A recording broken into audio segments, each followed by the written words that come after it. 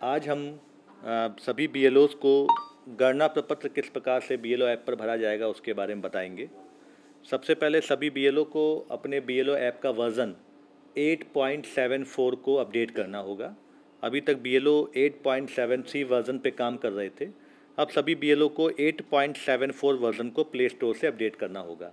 इस 8.74 वर्ज़न के क्या फ़ायदे हैं ये हम आगे बताएंगे। बीएलओ ऐप को लॉगिन करने के बाद आपका एसआईआर टैब पे आप क्लिक करेंगे। यहाँ पर भाषा चुनेंगे। जो बीएलओ अंग्रेजी में भरना चाहते हैं वो अंग्रेजी में भरें, जो बीएलओ हिंदी में चाहते हैं वो हिंदी में भरें। हमने हिंदी पे क्लिक करेंगे, सबमिट करेंगे। सबमिट करके दो प्रकार के टैब आएंगे। पहला टैब है गणना प्रपत्र वितरण ट्रैकर और दूसरा टैब है गणना प्रपत्र भरें।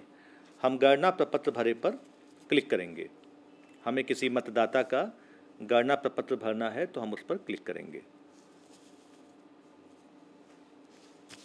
ये इस प्रकार से आप देखेंगे सभी मतदाताओं के विवरण खुलकर आ रहे हैं।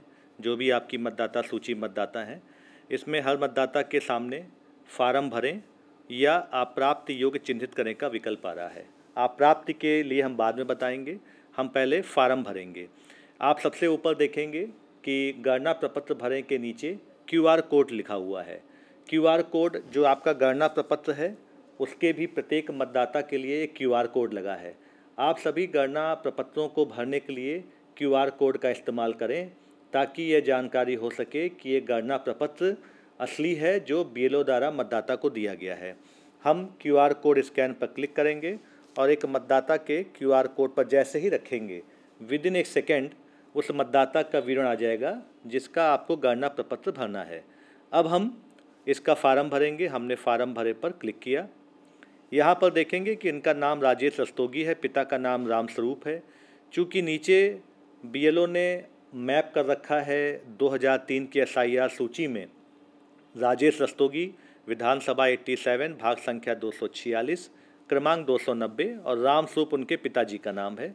तो राजेश जी के पिताजी का नाम रामस्वरूप है। ये आपको देखिए ऊपर भी दिख रहा है, राजेश के पिताजी का नाम रामस्वरूप है। आपको लगता है कि ये बिल्कुल सही है तो आप सत्यापित करें पर क्लिक करेंगे। अब यदि आप इनके मतदाता के रिश्तेदार पिता का नाम चाहते हैं दर्ज करना तो ठीक है, नहीं चाहते हैं तो आप इसको नहीं कर देंगे तो आपका ये गणना प्रपत्र का फार्म खुल जाएगा।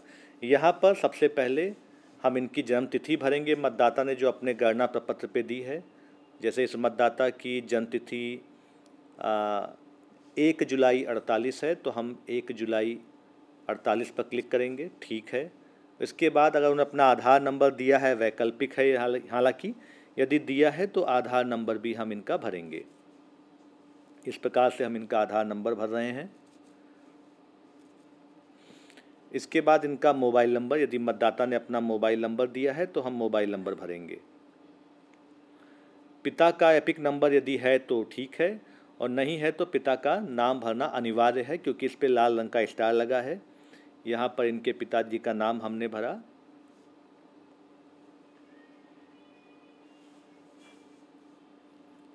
इसके बाद माताजी का एपिक नंबर यदि उपलब्ध है ठीक है, नहीं तो माताजी का नाम भरेंगे, ये भी भरना अनिवार्य है। इसका मतलब माता और पिता का नाम गणना प्रपत्र पे भरा जाना अनिवार्य है।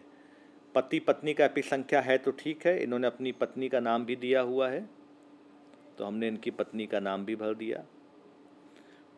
इन्होंने अपनी पत्नी का एपिक नंबर भी दिया है, हालांकि ये भरना आवश्यक नहीं है, लेकिन अगर आपके पास समय है तो आप इसको भर सकते हैं क्योंकि ये मतदाता द्वारा दिया गया है।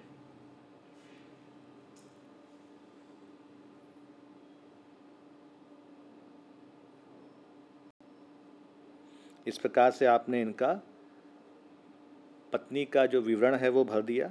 अब इसके बाद हम देखेंगे कि इनका नाम 2003 की मतदाता सूची में है, सब मैच कर गया। तो अब हम इनका गणना प्रपत्र पृष्ठ 1, चूँकि पृष्ठ 2 हमारे लिए नहीं है क्योंकि पृष्ठ 2 उनके लिए है यदि किसी का गणना प्रपत्र 2 पेज में जा चुका है, लेकिन हमारे उत्तर प्रदेश में सभी गणना प्रपत्र एक ही पेज पे हैं तो हमको पृष्ठ 1 अपलोड करने के लिए फ़ाइल चुनेंगे, फ़ोटो खींचे पर क्लिक करेंगे और उस व्यक्ति का हम इन्फॉर्मेशन फॉर्म इस प्रकार से रखेंगे और इसको मोबाइल से खींचेंगे।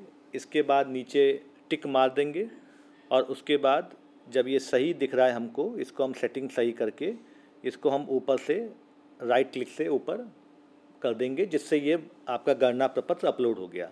प्रपत्र अपलोड होने के बाद अब हम उनकी फ़ोटो को अपलोड करेंगे। फ़ोटो अपलोड करने के लिए हम कैप्चर फ्रॉम बैक कैमरा करेंगे, बैक कैमरा पे क्लिक करेंगे और उनके फेस पर इस प्रकार से लाएंगे। जब यहाँ पे देखिए नीचे कैप्चर का ऑप्शन आ रहा है, कैप्चर पे क्लिक कर देंगे और ये मतदाता का फ़ोटो यहाँ पर आ गया। इस प्रकार से गणना प्रपत्र और उनका मतदाता का फ़ोटो आ गया। सब कुछ सही है। आप यहाँ पे जमा करें पे क्लिक करेंगे। फार्म सफलतापूर्वक सबमिट हो गया, ठीक है। अब ये फार्म यहाँ से हट गया। अभी कहाँ जाएगा? आप इसको सत्यापित करने के लिए आप यहाँ पर वापस जाएंगे, गणना प्रपत्र वितरण ट्रैकर पर क्लिक करेंगे। यहाँ पर यदि आप इस मतदाता की क्रम संख्या डालते हैं 230 नंबर, तो ये देखिए ये हरे कलर का हो गया। हरे कलर का मतलब यह है कि ये सफलतापूर्वक गणना प्रपत्र BLO द्वारा फिट कर दिया गया है। और यहाँ पर रंग, कोड और जानकारी पे क्लिक करेंगे तो ये हरे कलर में एकत्रित के रूप में चिन्हित करे में आ जाएगा। इसका अर्थ ये है कि आपका ये गणना प्रपत्र सफलतापूर्वक सबमिट हो गया है। धन्यवाद।